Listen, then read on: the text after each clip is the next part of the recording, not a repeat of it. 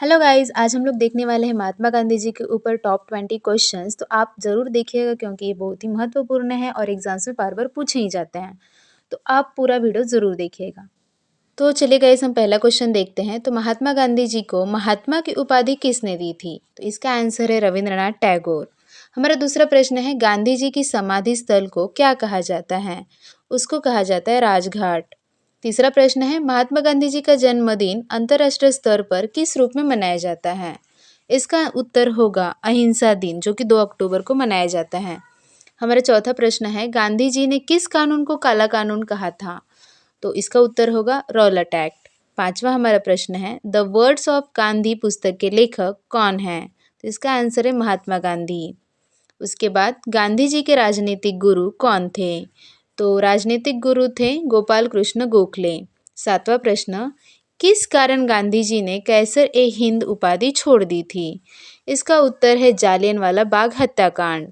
अगला प्रश्न, गांधी जी दक्षिण अफ्रीका से भारत कब लौटे थे? तो इसका उत्तर है 9 जनवरी 1915। नौवां क्वेश्चन, महात्मा गांधी जी का पांचवा पुत्र जो कि दत्तक पुत्र माना जाता है, उसका नाम क्या था? तो उसका नाम था जमुनालाल बजाज। अगला प्रश्न है, किसने सर्वप्रथम महात्मा गांधी को बापू कहा था? इसका उत्तर होगा पंडित जवाहरलाल नेहरू।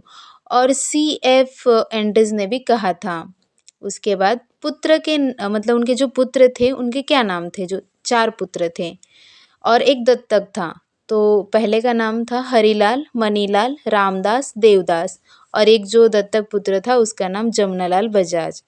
उसके बाद गांधी जी की पहली पुस्तक कौन सी थी? तो इसका उत्तर है लंदन गाइड, जो कि 1888 में आई थी।